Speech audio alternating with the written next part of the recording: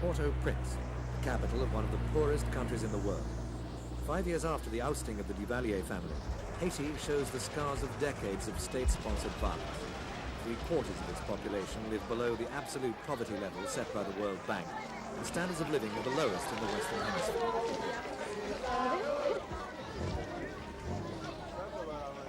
With the steady decline of the main commercial crop of coffee, more and more people have joined the ranks of the unemployed, scratching a living in city slums.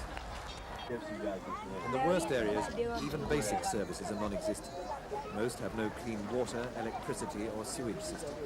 Disease is rife and life expectancy low. 1 in 3 children suffers from severe malnutrition.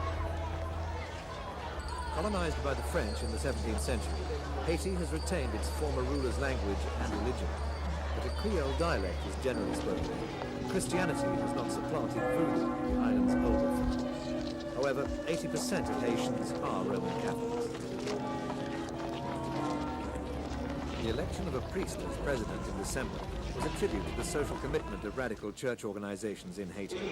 The result may have surprised the rest of the world, but charity workers in Haiti's slums expected little else. Many of the poor depended upon religious groups throughout the Duvalier years. Marilyn Allen, a member of the foreign aid agency World Vision. The religious groups have been filling in where the government has not done anything.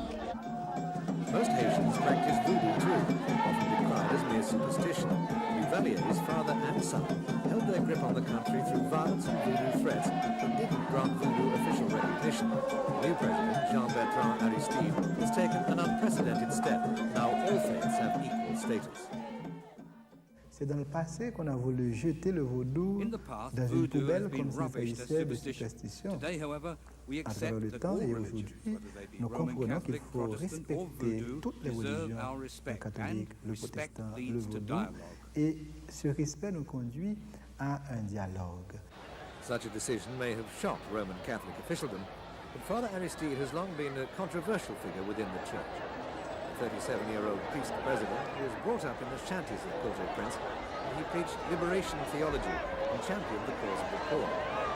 Since the mid-1980s, Aristide has consistently exposed the excesses of baby Doc Duvalier and the military dictatorship that followed his flight to France in 1986.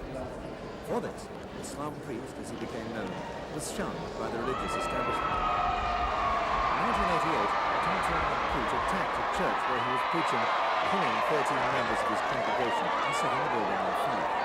Within a few weeks, Aristide was denounced by his Catholic superiors for involving himself in politics, allegedly preaching violence and class struggle. His decision to legitimize voodoo is more than a gesture of Christian tolerance, it's a recognition of its importance in Haitian society. Father Bonham has spent 36 years teaching and feeding slum children. People are very religious, voodoo especially, but religion has been helpful in convincing the people that they should try to become free, that they want to become a democracy. Father Bonham also believes Aristide, a former pupil of his, can succeed despite the odds. Everybody knows that he has no money. The foreign governments, they promise help, but there's nothing left in the country itself. No electricity, no electric power, and no money available. So it will be very hard for him.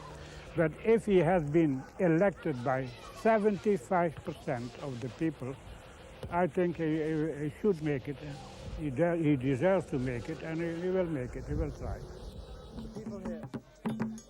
In a country where 80% of the people are said to be Christians and 90% voodoo followers, radical priests accept that the faithful who attend Mass on a Sunday are likely to dance to the sound of voodoo drums on a Monday, and not just in remote parts of the country or in deprived city areas. Voodoo is practiced in affluent Haitian circles too.